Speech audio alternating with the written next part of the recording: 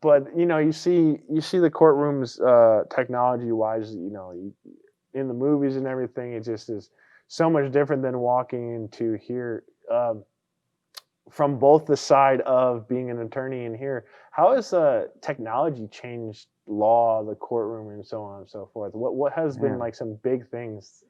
it's the difference is so vast, and especially in the short time that I've been here, 3.5 years, Yeah, so many things have changed, and especially now we're becoming more innovative, having this shutdown and not yeah, being able to interact with people so the much. Zoom.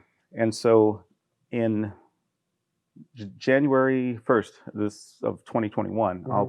I'm actually going to go back into practicing law. Hmm. However, the phone that I mentioned to you, I can do everything from this phone now Yeah, except try a case. yeah, You know, yeah, yeah. so at this point, I can, if I were to visit an inmate in jail, I could do it through my phone.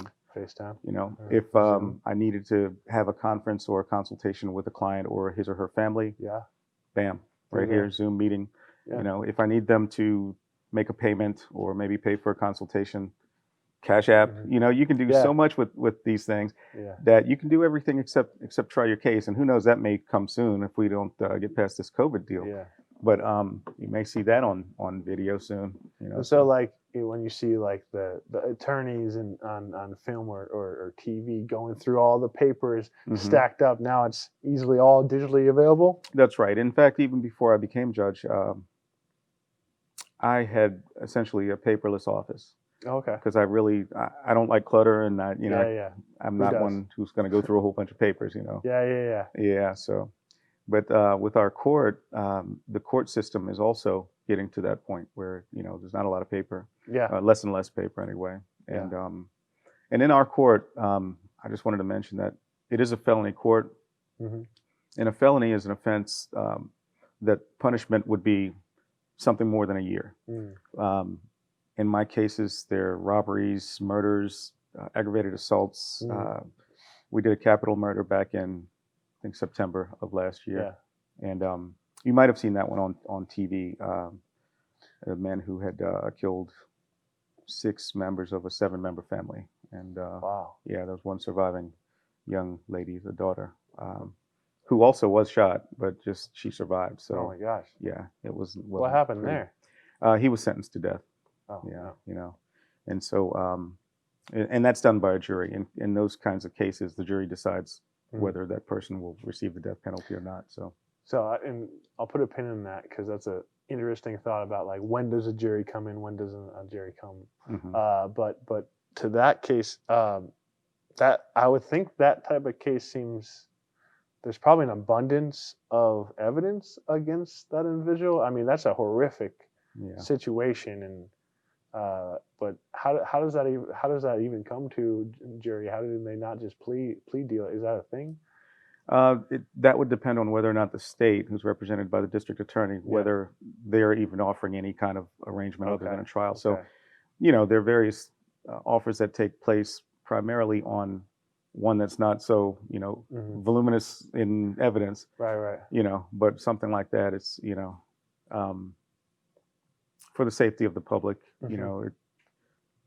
there ain't going to be no offer on that. So, Yeah. Yeah. Yeah. Yeah. Yeah. I mean, people come, they know that I'm very, laid back. And I mean, how many other judges have you seen with dreads, Yeah. I know. But, but I mean, I tell them all, like, man, come on, I'm not stupid though. Yeah. So, Yeah. but, Well, you're clearly not stupid in any case. oh, I appreciate that. But I just try to be as fair as I Yeah. can Yeah. be. Yeah. Yeah. Yeah. And so that's my primary Most fair motivation. judges I've ever met.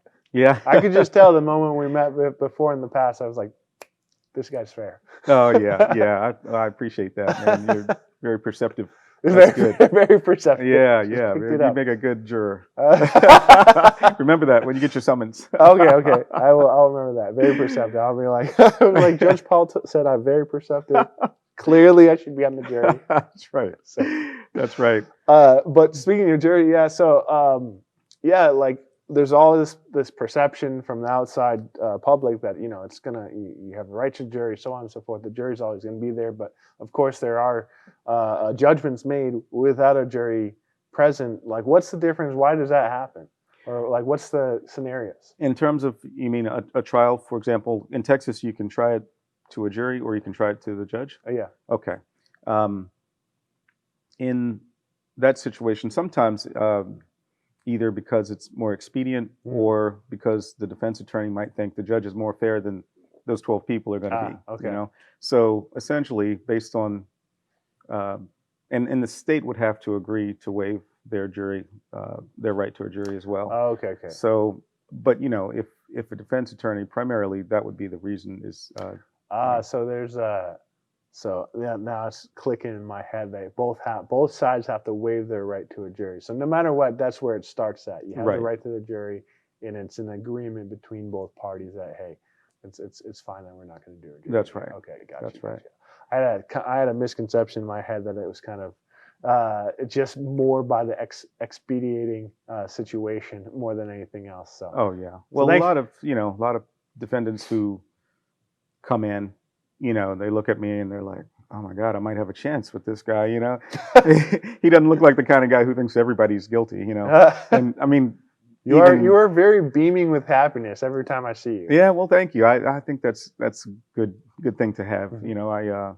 I sing in the choir at Lakewood Church. Oh, cool. And so yeah, it's a good spot to be. And I feel like our pastor really, you can see this guy's got beams of sunlight coming out of him. I mean, he's just a great guy, and I feel like everybody at the church, at least that I deal with, is the same way. So right. I like to be that way too. Okay, just bringing the light through. Yeah, light through yeah. I mean, that doesn't mean you want to be a good person, but of course, some people are guilty, and some people have to be punished, and so you have to temper that with, okay, I'm an easygoing guy, but at the same time, yeah. Hey, it seems like being an easygoing individual as a judge is probably actually a better thing because you have zero bias and you're coming from a place of care and love and being just. You feel for someone, hey, they did do this, I need to pass this sentence, but caring and also doing the right thing can very well go hand in hand. Where I feel like